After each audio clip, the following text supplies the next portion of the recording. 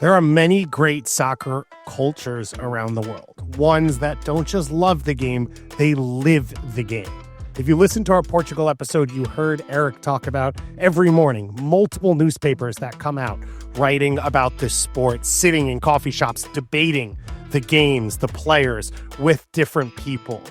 That is true soccer culture. When you think about the great ones around the world, people bring up Italy, they bring up England, they bring up Portugal, they bring up Brazil and Argentina for good reason.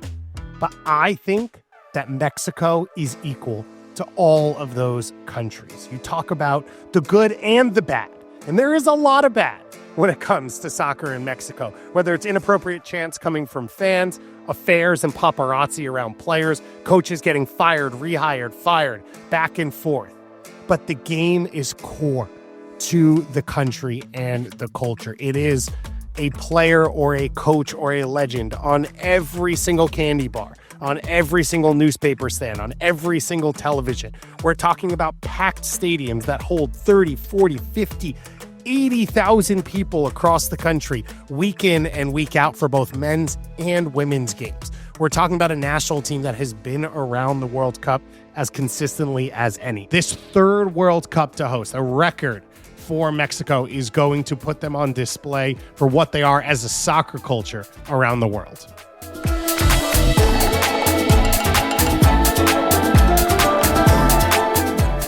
Welcome to Kickback Soccer Media's World Cup Capsules, where you'll learn everything you need to know about all 48 of the national teams competing at the 2026 World Cup. From the history of the game and the nation's current World Cup trajectory, unsung heroes, and cultural moments. I'm David Goss, and today we are talking about El Tri from Mexico. Like I've said, Mexico has a deep World Cup legacy with lots of colorful characters, moments, and icons, and heroes. But in 2026, the three hosts, expectations might be the lowest right now for Mexico. They don't have an out-and-out superstar. Their veteran talent is there, but it's kind of just meh. And despite a few expectations, there aren't really a lot of young stars that they are so excited about. So while there is a lot of excitement for the tournament, and a lot of magical things tend to happen when World Cup soccer is played on Mexican soil, I'm not sure that magic will happen for Mexico. Immigrant miners from Cornwall, England, brought soccer to Mexico in the mid-19th century, specifically to a small town called Real del Monte, which is 14 kilometers from Pachuca. Pachuca is now called the Cradle of Football and hosts the Salón de la Fama Soccer Museum. It is also one of the best clubs in Liga MX. In 1902, the first league was founded. It was called the Mexico Amateur Association. A football league was created to organize it. It was heavily British and corporate owned. The first FA was created in 1922 and changed its name the next year to the current FMF. The first FA was created in 1922. It changed its name the next year, and the current setup, the FMF, was established in 1927, joining FIFA in 1929. The amateur league played from 1923 to 1943, with every team and game in the capital in Mexico City until 1941. The Pro League was started in 1943. It was named the Liga Mayor till 1949, then the Primera Division until 2012. It was founded originally by 10 clubs. 4 are still in Liga MX, and 2 still exist in the lower divisions. Smaller clubs struggled with costs, and many couldn't even participate in international competition around CONCACAF or in Copa Libertadores. But the 1970 World Cup launched the golden age of Liga MX. Following the World Cup's popularity, thanks in part to Pelé, brought in the Liguilla, the playoff finish to every season. That regenerated interest in the league throughout the year. It generated more revenue with playoff games and gave more teams a chance to win the title, getting hot for just that short run at the end of the season. It revived struggling clubs financially, and the league grew. It became 8th in the world in total attendance per season, with 6.9 million people in 2024. It has grown now to 8th in the world in total attendance per season, with 6.9 million in 2024. There is a huge history of the big clubs dominating the league and the wider CONCACAF landscape. Mexican teams have won roughly 70% of the CONCACAF Champions League titles, its predecessor Champions Cup, now called Champions to Champions. A lot of different names, always the same tournament. Mexican teams won all the titles from 2006 to 2021, and many of those finals were all Liga MX affairs. In Liga MX, there are gigantes. Club America are the biggest with 16 titles. Chivas, who only play players who have Mexican nationality, are second with 12. You have a couple other of the gigantes, Cruz Azul and Pumas in Mexico City, and now Monterrey and Tigres up in Monterrey. In 1996, the Apertura Clausura split was created with the Liguilla as the playoffs for each tournament. The Women's League was created in 2017-18 and set the record for attendance across the first year, with the final second leg of the first tournament having 51,000 fans. Mexico also hosted an unofficial Women's World Cup in 1971 that had a record 110,000 fans at the final. Like we mentioned, Mexico's World Cup history runs deep. El Tri have participated in 17 World Cups, including the first one in 1930. In fact, they played the first ever World Cup match versus France, a 4-1 loss to open the tournament in Uruguay. The slow start continued with only one win across the first 5 World Cups they played in.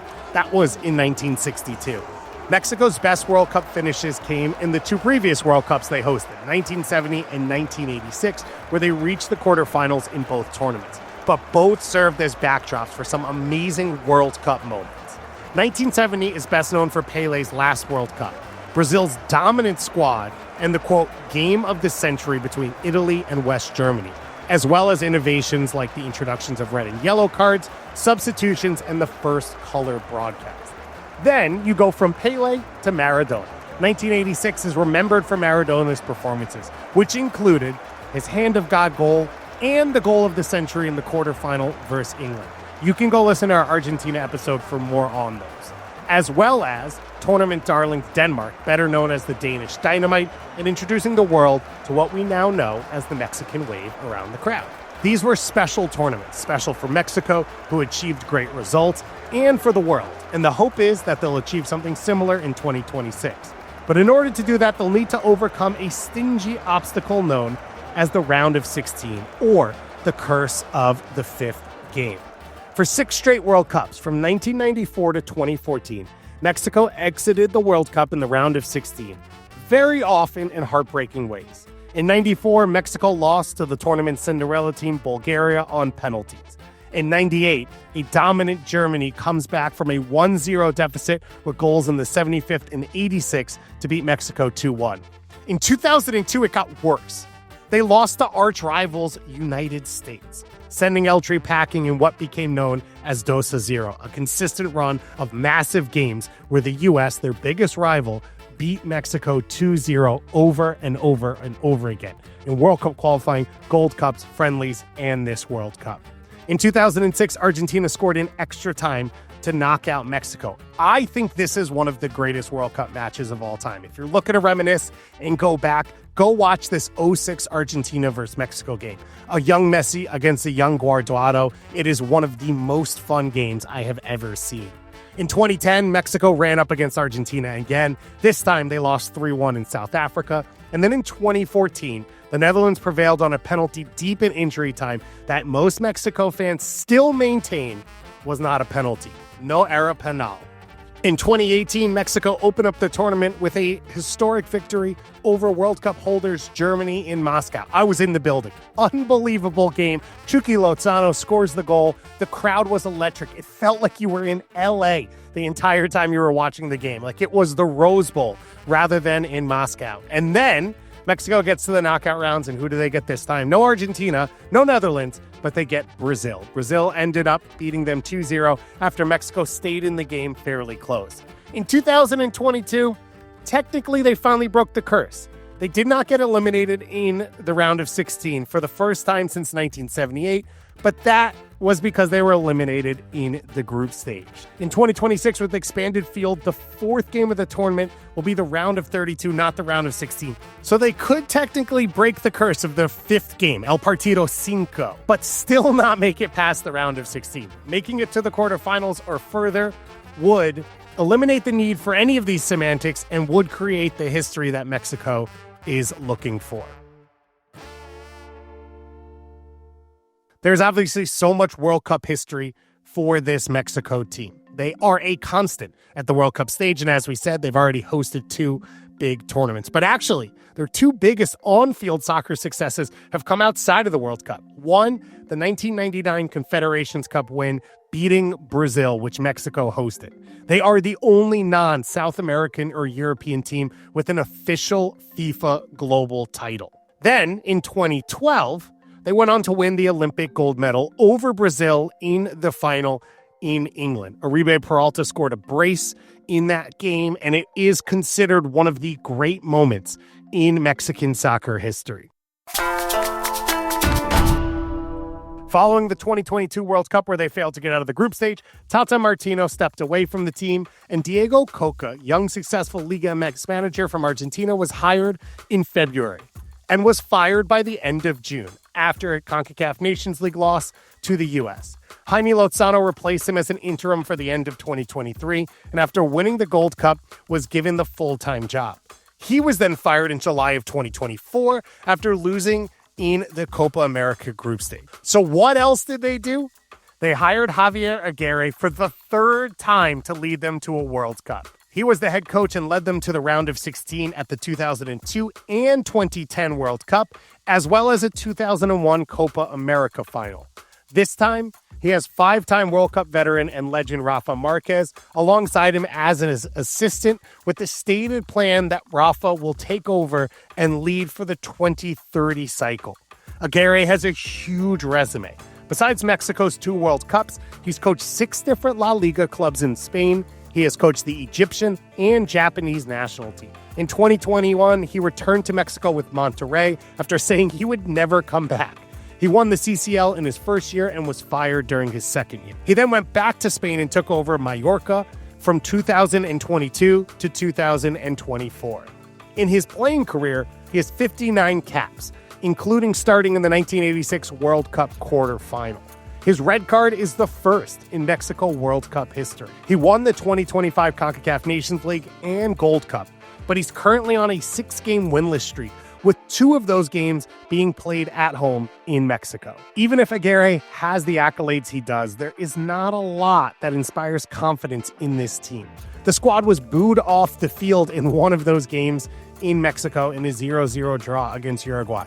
They have some recognizable, more veteran names. Raul Jimenez at Fulham, the captain, Edson Alvarez, who's currently at Fenerbahce on loan from West Ham, Santi Jimenez playing at AC Milan, Julian Araujo, who just arrived at Celtic on loan from Bournemouth, and Chucky Lozano, who has been in and out of the team. They don't have a lot of strong players in their prime that are playing week in and week out at high-level clubs. This is one of the issues for Mexico. Liga MX is so popular that players make so much money and the teams make so much that they don't sell their players on to go challenge themselves at a higher level. So while they have great talent in their league and great entertainment and high-quality games, maybe some of their players don't push to the next level. And we are starting to see the ceiling of what Mexico can put together as a national team. There is an interesting group of youngsters playing abroad right now, though. Mateo Chavez is in the Netherlands. Rodrigo Huescas is in Denmark. Steven Carrillo is in the Netherlands. Obed Vargas has come up through Alaska and is playing in MLS for the Seattle Sounders. But the future of Mexican soccer, and maybe the world, is a 17-year-old named Gilberto Mora. He's currently playing in Liga MX for Xolos Tijuana on the U.S.-Mexico border, and he's used to being the youngest guy in a locker room. He made his pro debut at 15 years old for TJ, becoming the youngest goal scorer in Liga MX history, and he followed that up the next year, becoming the youngest debutant in El Tri history. His dad, Gilberto Sr., made 200 career Liga MX appearances. In the Gold Cup, he made his debut as a starter and a player in the quarterfinals against Saudi Arabia. He then had the assist in the 1-0 win over Honduras in the semifinal and started in the final over the U.S. in their victory. He became the youngest player in the world to win an international trophy, ahead of Pele and Lamine Yamal. That is not a bad list to be on. Coming off the Gold Cup, he was still eligible, so he went to the U20 World Cup, where he had 3 goals and 2 assists in their quarterfinal run. He's already got 9 goals and 3 assists at the professional senior level. He has been connected already to Real Madrid, Barca, Man U, then reports of Arsenal, City, Chelsea, although his youth coach says he grew up a Real Madrid fan. Despite his age, though, the young center mid dominates every inch of the game across the field. He's already more influential on games than his dad, is what we have heard. He can create games in the attack, but he has shown the durability, the physicality to win tackles and cover ground. He is a special talent for Mexico, but he is a special talent for the world. Mexico is a country known for their soccer stories, their legends, their heroes, their icons, and it applies across the sport. There's Rafa Marquez, one of the only players to appear across 5 World Cups. There's Antonio Carvajal, a goalkeeper who was the first to do it. Sticking in goal, there's Jorge Campos, known for his creative, flashy goalkeeper jerseys and the fact that in the same games, he would play both center forward and goalkeeper. There are the people behind the scenes, the legendary coaches like Tuca Ferretti, Ricardo Lavolpe, Javier Aguirre. There's Hugo Sanchez, who is probably the greatest player in CONCACAF history with what he did at Real Madrid. And there's Cuauhtémoc Blanco. The guy created his own move where he put the ball between his legs and bounced between defenders. He was an unathletic-looking world superstar who played his entire career in Mexico before finishing in the U.S. But along with players, because of the soccer culture, there's so much more. There are journalists, there are executives, there are fans, and there are stadium. And with Wembley and the Maracanã, the Azteca is probably one of the 3 most iconic stadiums on the planet. Its current capacity of 87,523 is the largest soccer stadium in the Americas and the 3rd largest in the world. It's been the stage for all of those huge World Cup moments we talked about in 1970 and 1986, and also hosted the 1968 Olympic tournament. It has steep stands, a huge capacity, which makes for an unreal atmosphere. It feels like the fans are right on top of the players. At its high altitude, and with the smog in the city, it disorients opponents. Visiting teams feel physically and mentally drained. This combination of history and physics makes it one of the most unique, intimidating, historic, and legendary football stadiums on the planet, and it is being remodeled so that it is ready to go for the kickoff of the World Cup. It is one of 3 host cities for the 2026 World Cup in Mexico, alongside Guadalajara and Monterrey.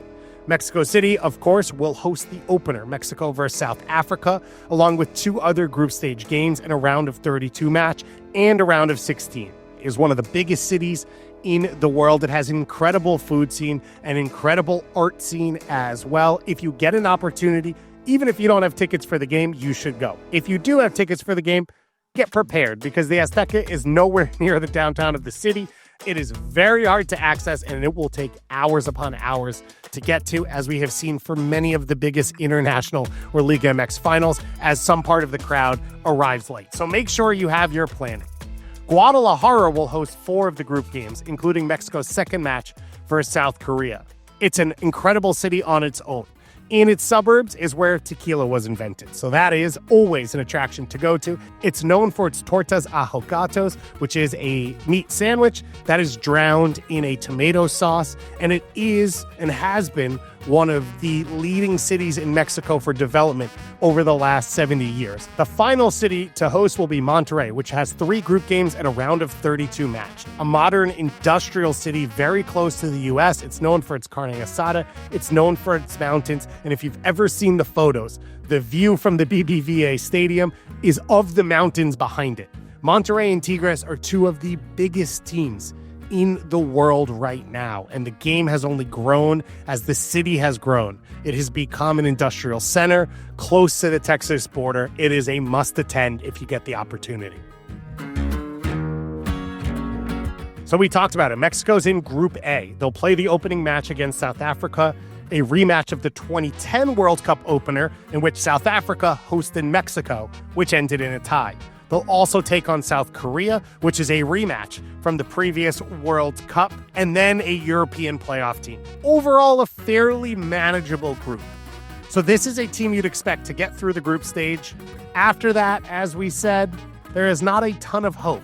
But this is a team that when they're on the field in big moments, always goes to battle. And no matter what happens, I think in the knockout stages, it will be about the thin margins for this team.